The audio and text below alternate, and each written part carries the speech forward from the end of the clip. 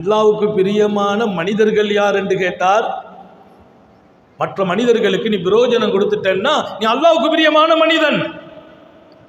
அடுத்து கேட்ட கேள்வி ரொம்ப முக்கியமான கேள்வி. அல்லாஹ்வுக்கு பிரியமான வணக்கம் எது? ஹஜ்ஜி செய்யறதா, உம்ரா செய்யறதா? அல்லாஹ்வுக்கு பிரியமான வணக்கம். கண்மணி நாயகம் ஸல்லல்லாஹு அலைஹி வஸல்லம் சொன்ன பதில் என்ன தெரியுமா? கஷ்டப்படுகிறவரை நீ கண்டால் அவர் கஷ்டத்தை நீக்கி வைப்பாயாக, அதுதான் அல்லாஹ்வுக்கு பிரியமான வணக்கம். கடனாளியாக ஒருவர் இருக்கிறார் என்றால் அவர் கடனுக்கு நீ உதவி செய், அல்லாஹ்வுக்கு பிரியமான வணக்கம். தேவை உடையவர் இருக்கிறார், அவர் தேவையை போய் நிறைவேற்று, அல்லாஹ்வுக்கு பிரியமான வணக்கம். ஒரு தேவை உடையவருக்கு நீ போய் சில வேலை செய்து அவர் தேவை பூர்த்தியாகும், அந்த வேலையை செய், நீ அல்லாஹ்வுக்கு பிரியமான வணக்கமுடையவனாக மாறுகிறாய்.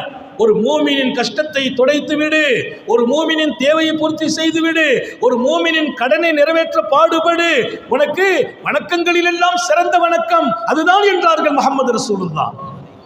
அதனால தொழுகையை பத்தி குறைவா சொல்லல, நோன்பு வைக்கிறத குறைவா சொல்லல, ஹஜ்ஜை ஒன்றும் குறைச்சு பேசல, அதெல்லாம் கடமை செய்தே ஆக வேண்டும். அல்லாஹ்வுக்கு பிரியமான வணக்கம். ஒருத்தர் ரொம்ப கஷ்டப்படுறான், போய் அவனுக்கு கொஞ்சம் ஹெல்ப் பண்ணு, அல்லாஹ்வுக்கு பிரியமான வணக்கம் நீ செய்துட்டேன்னாங்க. எத்தனை செய்திகள் அடுக்கிறாங்க ஸல்லல்லாஹு அலைஹி வஸல்லம். அத்தனையும் மனிதனுக்கு நான் செய்கிற பிரதிபலனாக, உபகாரமாக, உதவியாக.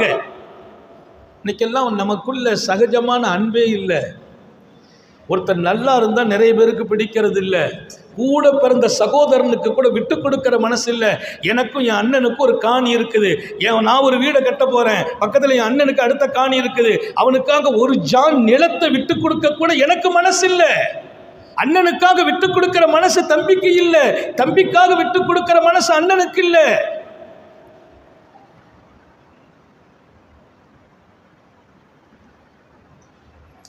தம்பிக்கு விட்டு கொடுக்கணுமே, நானாக்கு அந்த எண்ணம் வர்றது இல்லை. என்ற சகோதரி, அவளுக்கு எனக்கும் இடம். அவங்க கேட்கிறாங்க, காக்கா கொஞ்சம் ஒரு அண்ணன், நானா எனக்கு ஒரு முளத்தை கொடு, நான் அந்த பக்கம் ஒரு சோறு எழுப்பிக்கிடுவேன். கோர்ட்டுக்கு போய் போராடி காசை கொடுத்துட்டாலும் சரி, உனக்கு விட்டு கொடுக்க மாட்டேன்.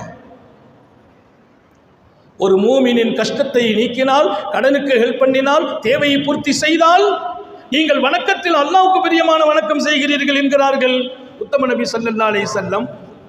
சொந்த உறவுக்கும் இரத்த உறவுக்கும் விட்டு கொடுக்க கூட மனசில்லை. ஒரு காணியில் ஒரு முழம் இடத்திற்காக 1000 முறை சண்டையிடுகிறோம், உறவை கூட முறித்து விடுகிறோம். எங்கே வாழ்கிறோம்? இதுவா நபி பெருமானார் ஸல்லல்லாஹு அலைஹி வஸல்லத்தின் முன்மாதிரி?